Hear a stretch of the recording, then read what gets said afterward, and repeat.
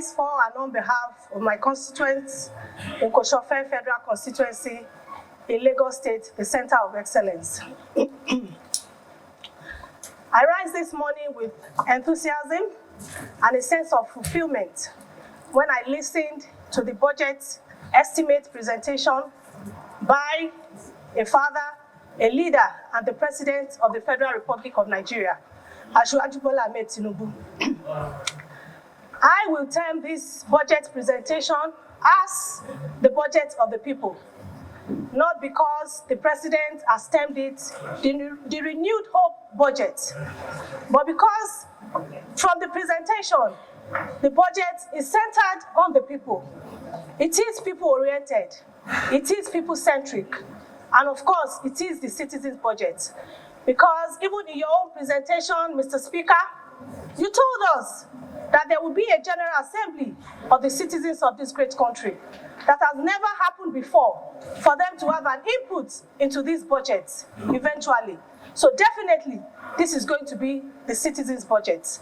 I also want to say, Mr. Speaker, that this budget highlights the prominence in terms of security, defense and internal security, not just as a document, but indeed because this is the priority of majority of our brothers and sisters in this country today. The budget also highlights education. Education specifically, the President mentioned our children. Our children are not just the foundation of this nation, but they are our future.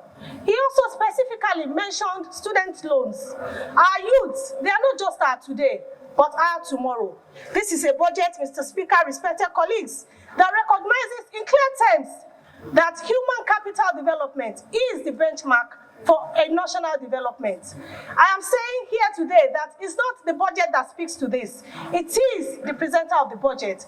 Because the presenter of the budget, President Bola Ahmed Tinubu, that we know from Lagos State, has invested all his life developing people.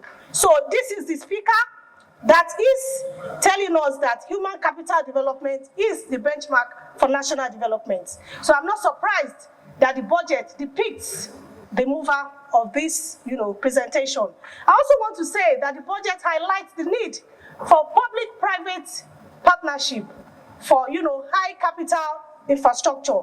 And this is a budget that also recognizes that revenue optimization and expenditure efficiency is very critical.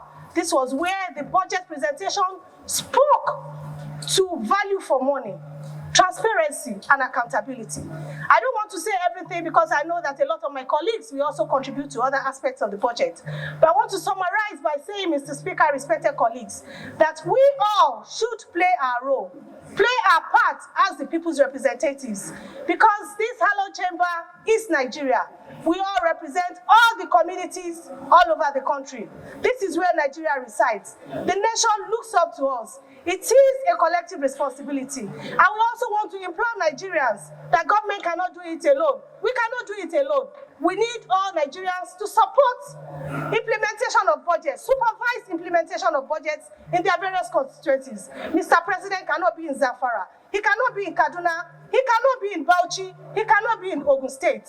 We as Nigerians must supervise and manage whatever projects that are put in our constituencies. And of course, as the people's representatives, we have a role to play in our oversight functions by ensuring that whatever money is allocated to any MDA is judiciously implemented.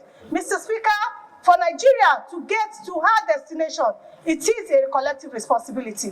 For Nigeria to get to her destination, it is a joint task. Thank you, Mr. Speaker, respected colleagues, for this opportunity.